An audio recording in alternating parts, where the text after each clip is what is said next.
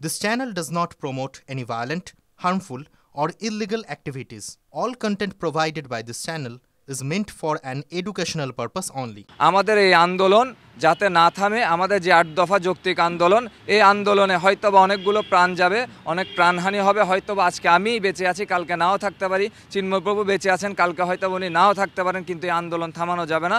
আমাদের এই আন্দোলন চলমান থাকবে। আর ভারতের কাছে, ভারতবাসীর কাছে আমরা যেটা বলতে চাই, ভারত আমাদের বন্ধু রাষ্ট্র।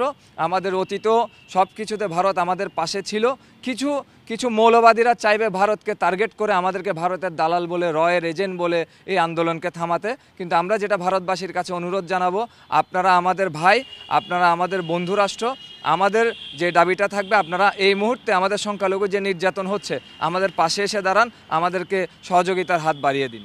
আপনাদের পরবর্তী পরিকল্পনা কি? আমাদের পরবর্তী পরিকল্পনা, যতদিন পর্যন্ত চিন্ময়প্রভুকে ছাড়া হচ্ছে না, আমাদের আন্দোলন আরও বেগবান হবে। আমরা যদি এর মাঝখান থেকে, মাঝপথ থেকে আমাদেরকে মেটিকুলাস প্ল্যানের অংশ হিসেবে মৌলবাদীরা যদি হারিয়েও ফেলতে চায়, তারপর আমরা আন্দোলন চলমান থাকবে। 3 কোটি কীরকমভাবে আমাদের রংপুর সমাবেশ হয়েছে, আপনারা দেখেছেন। চট্টগ্রামে লালদিঘিতে সমাবেশ হয়েছে, দেখেছেন। এরপরে যে খুলনা সমাবেশ, বরিশাল সমাবেশ, যথারীতি সময়ে আমাদের সমাবেশগুলো হবে।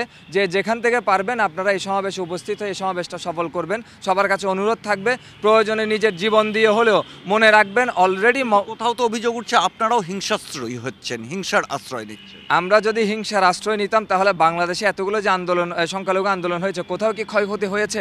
আপনি কি বলতে পারবেন রাষ্ট্রীয় কোনো স্থাপনায় আগুন দেওয়া হয়েছে অথবা রাষ্ট্রীয় কোনো গাড়ি ভাঙচুর করা হয়েছে? কালকের ঘটনায় কিছু মৌলবাদীরা আমাদের মধ্যে ঢুকে সেখানে গাড়ি ভাঙচুর করেছে, যাতে করে হিন্দুদেরকে প্রশাসন মারতে পারে এবং প্রশাসনিক একটা স্টেপ নিতে পারে। আমরা শান্তিপূর্ণ অবস্থান। বাংলাদেশের বৃহত্তর মুসলিম সমাজকে আপনারা পাশে পাচ্ছেন না কেন? আসলে তাদেরকে পাশে পাচ্ছি না এই কারণটা হচ্ছে তাদেরকে ভুল বোঝানো হচ্ছে। আমার মুসলিম ভাইদেরকে ভুল তথ্য দিয়ে তাদেরকে বিভ্রান্ত করা হচ্ছে। কোনো এক মৌলবাদীরা কালকে মসজিদে পাথর মেরেছে এবং পাথর মারার পর তারা আমাদের মুসলিম ভাইদের আবেগ নিয়ে খেলা করছে। স্বাভাবিক, আমার মন্দিরে যদি হামলা হয় আমি অবশ্যই খেপে যেতে পারি, বা আমাদের হিন্দু সমাজ খেপতে পারে। তো মুসলিমদের ক্ষেত্রে সেম বিষয়, যদি মসজিদে হামলা হয় তারা অবশ্যই খেপে উঠবে। তাহলে এবার বিষয় হচ্ছে হামলাটা কারা করছে সেটা তদন্ত করার তো সময় দিতে হবে। একটা কথা বলা হয়, একটা অভিযোগ উঠছে বিশেষ করে আওয়ামী লীগের পক্ষ থেকে, যে এই তত্ত্বাবধায়ক সরকার ক্ষমতায় আসার পেছনে মার্কিন যুক্তরাষ্ট্রের সাবেক সরকারের একটা বড় ভূমিকা রয়েছে। আপনারা কি মনে করেন, এই যে ঘটনা পরম্পরা, সেক্ষেত্রে কি মার্কিন যুক্তরাষ্ট্রের সাবেক সরকারের কোনো ভূমিকা আছে?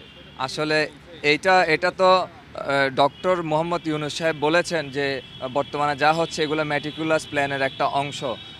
তৎকালীন যেটা প্রেসিডেন্ট ছিলেন জো বাইডেন, তিনি ক্ষমতায় থাকাকালীন তিনি আমাদের সংখ্যালঘু হামলার ব্যাপারে কোনো রকমের বিবৃতি দেননি।